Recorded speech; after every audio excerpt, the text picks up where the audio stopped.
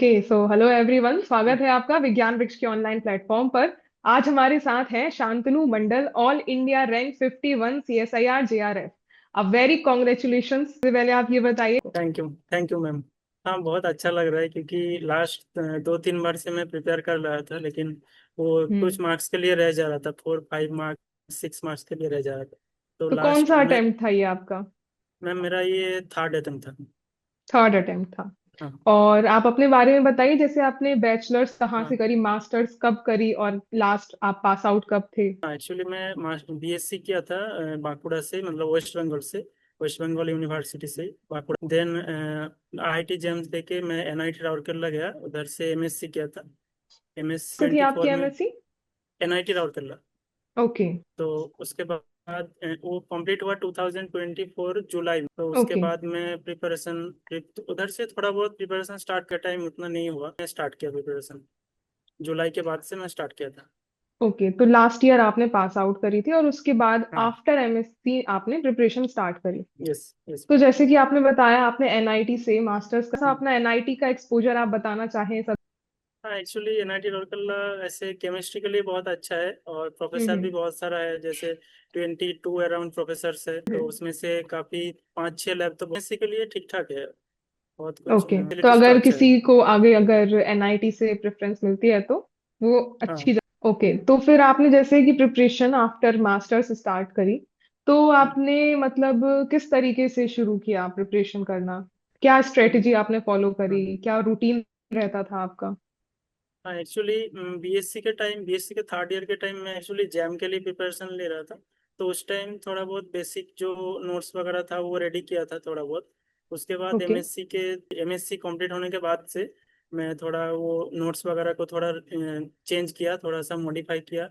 और जैसे vision BRICS का जो यूट्यूब का वीडियोस रहते थे, फिजिकल केमिस्ट्री और ये सब, तो उससे थोड़ा बहुत हेल्प मिला था। तो उधर मैं कुछ नोट्स को अपडेट किया, ऑर्गेनिक का जैसे हिमांशु सर जो क्लासेस लेते थे उनसे नोट वगैरह ये सब रेडी किया था। फिर उसके बाद टेस्ट सीरीज लिया था, और टेस्ट सीरीज करता गया और ये नोट्स रिवीजन करता गया, और चैप्टर वाइज वो देते गया। तो ऐसे ही थोड़ा बहुत करते करते वो प्रिपरेशन हुआ, मतलब okay. Test series chapter wise जो टेस्ट सीरीज है वो हर चैप्टर का रिवीजन टेस्ट सीरीज देता था। और जो पीवाईक्यूज है वो भी थोड़ा बहुत प्रैक्टिस कर लेता था उस टाइम।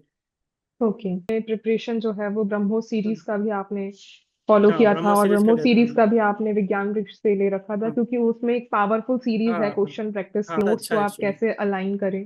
तो थोड़ा हाँ कुछ तो आप एक्चुअली। बताना चाहें कि कैसे आपने ये हाँ। जो कोर्स लिया था ब्रह्मो सीरीज विज्ञान वृक्ष से, कैसे आपको हेल्प मिली अपनी प्रिपरेशन में? हाँ, तो ब्रह्म सीरीज से एक्चुअली जो मेरा वही मैं बताया आपको, जो बीएससी में थोड़ा बहुत नोट्स था, उसके बाद मैं हर एक चैप्टर का ब्रह्म सीरीज का जो जो एडवांस पार्ट है, या फिर फिजिकल का कुछ पार्ट जो मिस था मेरा, तो वो सब वीडियोस में यूट्यूब में जो फ्री मिलता था, या फिर जो ब्रह्म सीरीज में जो जो वीडियो मिलता था, तो उससे वो ऐड नोट्स वो सब उधर ऐड करता गया।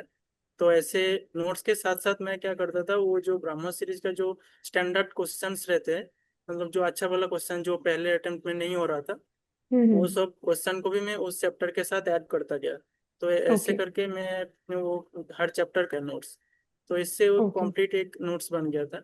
तो उससे फिर रिवीजन। ओके, तो आपने पहले अपने नोट्स बनाए और हाँ। फिर उसको धीरे हाँ। धीरे टेस्ट सीरीज करके हाँ। और अलग से कंटेंट आपने हाँ। ब्रह्मो सीरीज बैच ज्वाइन किया, और उससे हाँ। आपने धीरे धीरे अपनी प्रिपरेशन को एक सिस्टमेटिक वे में अलाइन किया। सिस्टमेटिक। ओके, तो जैसे कि आप ये बताना चाहें कि आप इसके पहले भी 2-3 अटेम्प्ट्स दे चुके हैं, तो हाँ, इसके पहले वाले अटेम्प्ट्स में आपके कितने मार्क्स रहते थे? एक्चुअली पहले जब फर्स्ट अटेम्प्ट दिया था उसमें शायद 80 के आसपास कुछ मार्क्स आया था। तो ओके। उस टाइम काट ऑफ थोड़ा हाई गया था, और वैसे भी 80 में तो वो नहीं हुआ था। तो हम्म। उसके बाद नेक्स्ट टाइम शायद 92-3 ऐसा कुछ हुआ था ओके। Last 2 time. तो इस बार अच्छा हुआ तो 99 हुआ था। ओके, तो जैसे कि आपने बताया कि एक बार आपके 92 समथिंग मार्क्स आए थे, तो कई हम्म। बार ऐसा, जैसे आपने दूसरे बार जब दिया तो थोड़ा सा बॉर्डर के काफी नजदीक थे, हाँ। तो फिर उस टाइम ऐसा लगता है कि मतलब उसे ही रह गया, अब मुझे फिर start करना हाँ, पड़ेगा। तो कैसे एक्चुअली फिर मैं आपने खुद को दोबारा से बूस्ट अप किया, फिर से तो प्रिपेयर करने के लिए? हाँ, एक्चुअली मैं जब सेकेंड टाइम वो नहीं हुआ था, तब मैं एक्चुअली एक बार सोचा था कि और तो नहीं देने वाला। तो उसके हम्म। बाद मैं थोड़ा गेट का प्रिपरेशन भी किया था, तो गेट में अच्छा रैंक आया था थोड़ा बहुत, तो उससे मैं एक्चुअली मुझे पीएचडी करना ही था। तो तो गेट के रैंक से मैं ये इंस्टीट्यूट में अप्लाई कर दिया, 3-4 इंस्टीट्यूट में। हम्म। तो उधर हो गया। तो अभी मैं ज्वाइन करने के बाद फिर दोबारा मुझे लगा कि नहीं, जेआरएफ नेट अगर नहीं हुआ तो मतलब अंदर से एक प्रिपरेशन कर रहा था लेकिन नहीं हुआ, अभी तो वो करना ही है मुझे। फिर ऐसे ओके। वो इस माइंड में वो रह गया, तो वो थोड़ा बहुत फिर वो स्टार्ट किया फिर से वो रिवीजन करना इस बार, मतलब इस बार ओके। पीएचडी चलते चलते वो थोड़ा रिवीजन किया था, तो ओके। उससे। जैसे कि आपने पहले बताया था कि बैचलर्स के टाइम पे आपने जैम की प्रिपरेशन भी हाँ। करी थी थोड़ी बहुत। हम्म। तो हाँ। आपके अकॉर्डिंग जैम की प्रिपरेशन जो आपने 2 साल पहले करी थी वो कैसे आपको बेनिफिशियल रही जब आपने नेट की प्रिपरेशन करी? हाँ, जैम का प्रिपरेशन बहुत अच्छा बेनिफिशियल रहा, क्योंकि बेसिक जो हर चैप्टर का जो बेसिक था तो वो मेरा नोट्स में था, तो एक्स्ट्रा नोट्स बनाना नहीं पड़ा, तो उसके साथ मैं मॉडिफाई गया उस नोट्स के हम्म। साथ। तो मैं वो वाला कॉपी, ताकि वो बेसिक वाला चीज जो है तो वो भी रिवीजन होता रहे साथ में। तो वही चीज है, मतलब हर चैप्टर का वो बेसिक पार्ट मेरे साथ था, तो इसलिए वो बहुत इजी हुआ मेरे लिए। क्योंकि अगर आप स्टार्टिंग से स्टार्ट करने जाओगे तो उसमें टाइम जा, और बेसिक वाला चीज जो है तो पहले से रेडी रहता है तो अच्छा रहता है। हाँ। क्योंकि जेम से एडवांस लेवल है थोड़ा बहुत, नेट और गेट में दोनों में ही। तो बिल्कुल। इसलिए वो हेल्प तो बहुत हुआ था इस उससे। हिसाब से जो भी बच्चों का एक्सपीरियंस रहा हाँ। है जिन्होंने जैम की प्रिपरेशन करी है उनको नेट की प्रिपरेशन में उतनी दिक्कत नहीं आती है, क्योंकि हाँ। उनके बेसिक कंसेप्ट क्लियर हो जाते हैं और उन्हें पता होता है कि किस तरीके से आपको तैयारी करनी है। ओके। जैसे कि नेट का सिलेबस जो है बहुत ज्यादा वास्ट होता है, बहुत हम्म। लेंदी सारे टॉपिक्स, तो हम्म। मल्टीपल टाइम रिवीजन करना पड़ता है। हाँ। तो रिवीजन बिल्कुल। के बारे में आप बताना चाहेंगे आपने कितनी बार रिवाइज किया होगा हाँ। पूरा सिलेबस? हाँ, रिवाइज तो मैं पहली बार जो अटेम्प्ट दिया था उसमें उतना रिवीजन नहीं हो पाया था, लेकिन हम्म। सेकेंड टाइम जब दिया था तो हर दिन वो ब्रह्मा सीरीज का एक जो लेक्चर आता था, तो लेक्चर देखने के साथ साथ मैं वो नोट्स रिवीजन करता था, और उसके चैप्टर वाइज टेस्ट है वो भी देता था। तो ब्रह्मा सीरीज में जो क्वेश्चन आता था वो बहुत क्वालिटी क्वेश्चन था, तो वो मैं सॉल्व करता था, उससे थोड़ा फायदा ज्यादा हुआ। और हर चैप्टर का ऐसे करता गया एक तो क्वेश्चन उसमें अप्रोच। रिवीजन बहुत अच्छा हुआ था। तो उसमें मैं शायद 2 बार, मतलब 2 बार से ज्यादा किया रिवीजन। और जो थोड़ा इजी लगता था जो चैप्टर उसको थोड़ा सा कम किया, तो उसको लास्ट में ओके। एक बार रिवीजन कर लिया। ओके। तो इसके अलावा जैसे आपने जैम की प्रिपरेशन करी, तो फिर जैसे एग्जामिनेशन में हम बैठते हैं तो हर किसी को कोई ब्रांच ऐसी पर्टिकुलर होती है जिसमें थोड़ी बहुत डिफिकल्टी होती है। तो जब आपने फाइनली इस अटेम्प्ट में किया तो आपने तीनों ब्रांचेस ऑर्गेनिक इनऑर्गेनिक फिजिकल को इक्वली कवर की, दो पर फोकस ज्यादा बहुत प्रिपेयर किया हो? हाँ, एक्चुअली मैं ऐसा ही किया था, क्योंकि इनऑर्गेनिक मुझे पहले से ही उतना अच्छा नहीं लगता है। फिजिकल हम्म। और ऑर्गेनिक जितना अच्छा है, तो इनऑर्गेनिक मेरा पहले से ही थोड़ा सा कम प्रिपरेशन था। तो हम्म। कुछ जो मेन मेन कुछ चैप्टर्स है, जैसे ओएमसी, कोऑर्डिनेशन, बायो इनऑर्गेनिक, ये सब चैप्टर को मैं अच्छे से किया था। कुछ चैप्टर्स है जो मैं छोड़ दिया था, उतना रिवीजन हाँ, ये नहीं। हाई वेटेज वाले आपने कर हाँ। रखे होंगे। हम्म।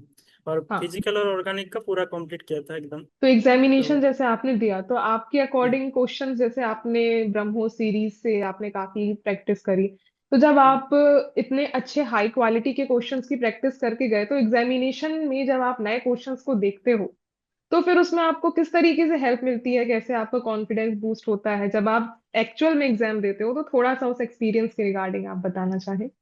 हाँ, एक्चुअली उसमें ही बहुत अच्छा हेल्प हुआ था, क्योंकि क्वेश्चंस और बहुत सारा, मतलब बहुत सारा करने का कोई फायदा नहीं है। जो क्वालिटी क्वेश्चन है वो आप ज्यादा हम्म। प्रैक्टिस करेंगे तो उसमें थोड़ा बेहतर रहता है, क्योंकि एग्जाम के टाइम वो न्यू क्वेश्चन में अप्रोच करने के लिए आसान रहता है। जो ब्राह्मण सीरीज का जो फिजिकल केमिस्ट्री का क्वेश्चन था, ऑर्गेनिक का जो क्वेश्चन था, एडवांस लेवल का बहुत तो वो प्रैक्टिस ओके। करते करते वो न्यू टाइप का जो क्वेश्चन पैटर्न है, तो उसके रिलेटेड बहुत मतलब आइडिया हो गया था कि कैसे अप्रोच करना है, कैसे सॉल्व करना है। तो बहुत हेल्प हुआ था वो ओके। ब्रह्म सर का जो क्वेश्चन था। और आपने प्रीवियस ईयर सॉल्व किए थे?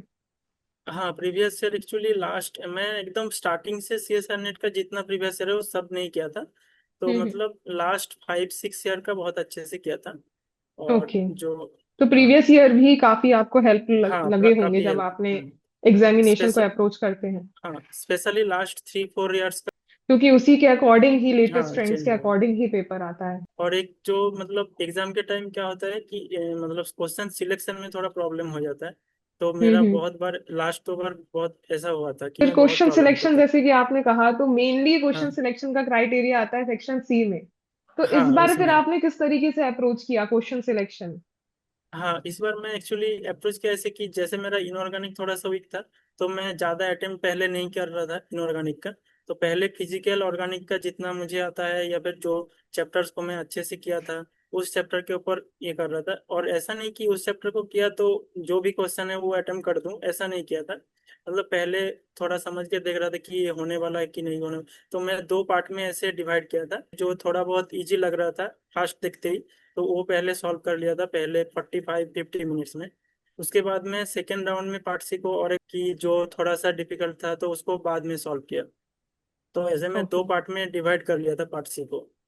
तो इस तो तरीके से इसलिए थोड़ा आपने आसान हो सेक्शंस गया। डिवाइड हाँ कर लिए होंगे, हाँ। तो वो हम्म। ज्यादा बेटर है कि आप हाँ। कोई एक साथ हम्म। सारा ना देखना पड़े। हाँ, अगर एक साथ सारा देखना है बहुत टाइम क्वेश्चन छूट भी जाता है बहुत। हाँ बिल्कुल, क्योंकि कई बार ऐसा होता है कि हम एक डिफिकल्ट क्वेश्चन के पीछे हम्म। पड़ जाते हैं और आगे हाँ। आने वाले हमारे क्वेश्चन आसान होते हैं और हमारे पास टाइम हम्म। नहीं बचता उनके लिए। ओके, जैसे कि सेक्शन सी में बहुत हम्म। अलग तरीका होता है अप्रोच करने का कि सेक्शन ए करना हम्म। चाहिए या नहीं करना चाहिए, जनरल एप्टीट्यूड वाला हम्म। Section A.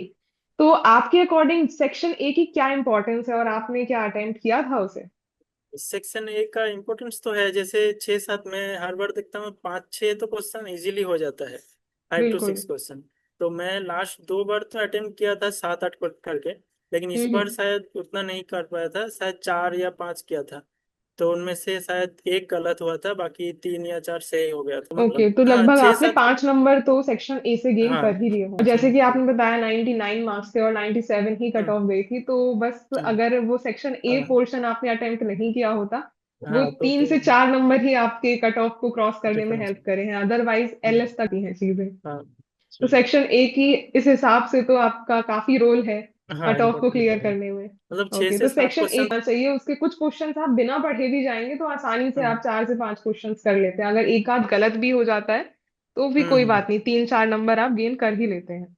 हाँ, ओके, तो आपका पर डे कितने घंटे आपने पढ़ाई के लिए दिए होंगे? एक्चुअली लास्ट जो अटेम्प्ट दिया था उसमें अच्छे से किया था, ऑलमोस्ट 6-7 to 8 आवर्स तो होता था। हम्म। लेकिन अभी जो इस बार अटेम्प्ट दिया उसमें तो मैं पीएचडी ज्वाइन कर लिया तो उतना टाइम नहीं मिलता, तो हर ओके, तो दिन आप में। अभी पीएचडी ज्वाइन कर रखी थी हाँ ऑलरेडी? तो हाँ। फिर आपने तो पीएचडी भी आप रेगुलर जाते थे? हाँ, रेगुलर।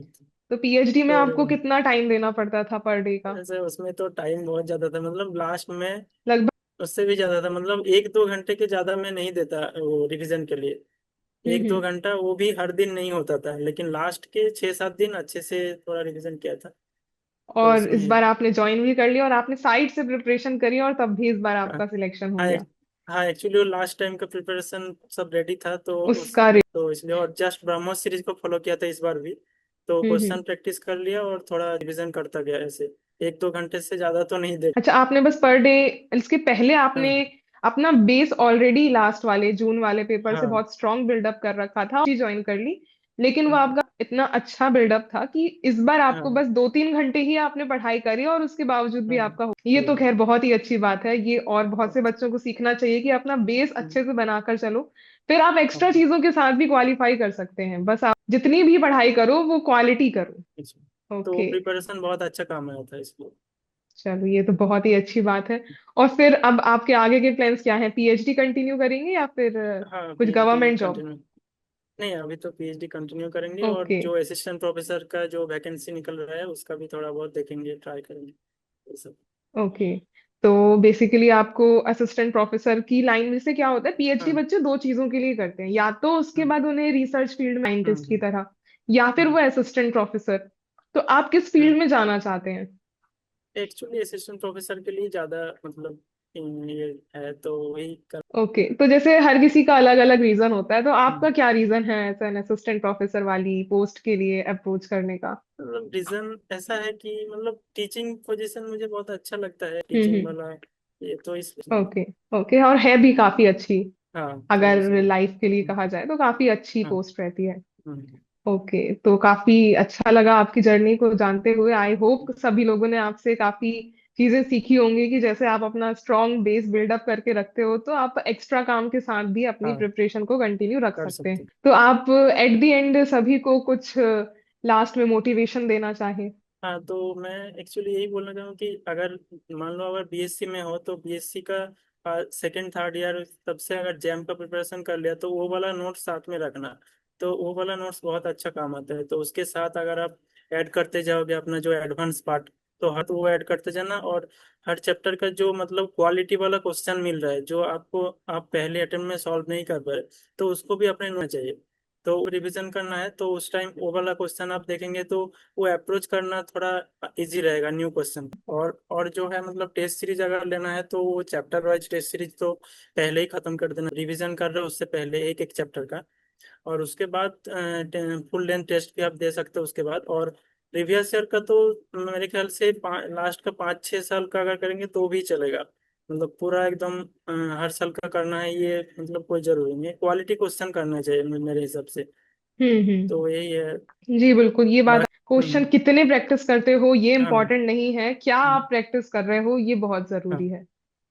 कोई मतलब जो ओके। क्वेश्चन आपको प्रैक्टिस करना चाहिए, जो इजी क्वेश्चन है उसको बार बार प्रैक्टिस करने से मतलब कोई फायदा नहीं होगा। हाँ, जो आपको आता है हम्म, उसको पढ़ के तो हम्म, फिर कुछ आप नया हम्म, नहीं सीखते हो। हाँ इसलिए। और टेस्ट सीरीज जैसे कि आपने बोला, तो टेस्ट सीरीज से हम्म, आप कैसे अपनी प्रिपरेशन को सुधार पाते हैं, थोड़ा सा इस हाँ रिगार्डिंग आप। हाँ टेस्ट सीरीज में एक्चुअली मैं चैप्टर वाइज पहले दिया था, एक एक चैप्टर का रिवीजन करता था फिर वो दे देता था। उसके बाद मैं देखता था कौन सा पॉइंट में मिस्टेक्स हो रहा है या फिर कोई सिली मिस्टेक्स हो रहा है कि नहीं, फिर वो वाला पॉइंट को और एक बार नोट्स में देख लेता था उसी टाइम कि ये वाला पॉइंट हम्म। में गलती हो रहा है तो।